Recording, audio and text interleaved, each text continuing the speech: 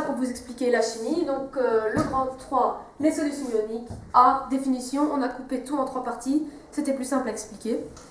Là, je vais vous expliquer donc les définitions. C'est très important parce que c'est les bases de la suite du chapitre. Si vous ne les connaissez pas, ça va être très dur pendant le test. Si madame, elle dit la solution ionique de ceci, si vous ne savez pas ce que c'est qu'une solution ionique, bah, vous êtes un peu coincé.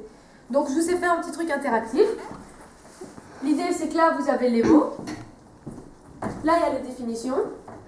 Mais elles ne sont pas alignées. Elles sont à relier entre elles. Et en même temps, pour que vous compreniez mieux, je mettrai des exemples après. Donc, les définitions, les mots. Maintenant, vous mettez sur pause, vous faites A1, B2, enfin, vous reliez. Et après, vous relancez la vidéo. Ok, donc maintenant, vous avez relancé la vidéo si vous avez bien joué le jeu.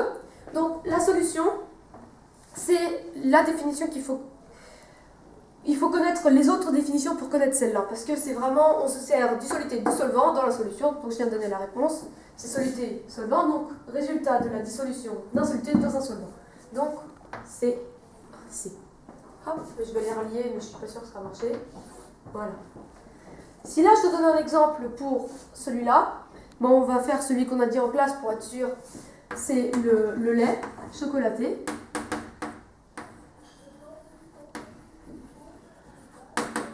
Mais en gros, c'est le chocolat chaud qu'on boit le matin.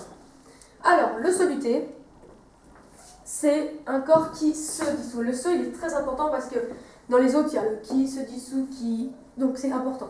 Donc, ce, je vais bien faire ça, A relié à solvant, donc A.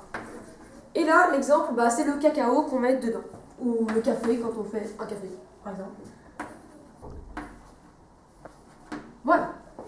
Le solvant, c'est le G, si vous l'avez vu. C'était liquide qui dissout. Donc là, c'est plus qui se dissout, c'est qui dissout. Donc c'est, ici, dans notre exemple, c'est le lait. Donc là, c'est le lait. Donc je vais quand même... Bon, je vais marquer à côté, ça sera plus facile.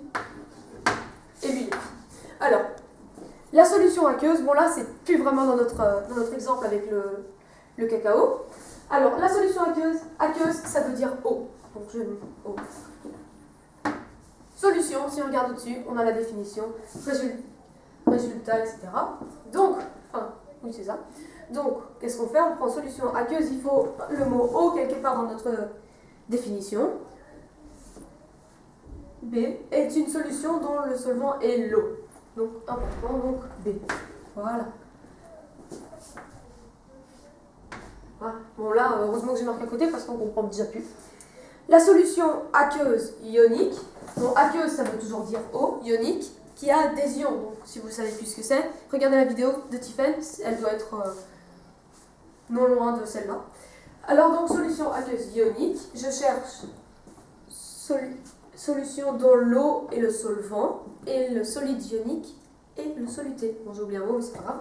Donc, c'est D. Voilà, je vais les relier parce que ceux-là, ils sont proches.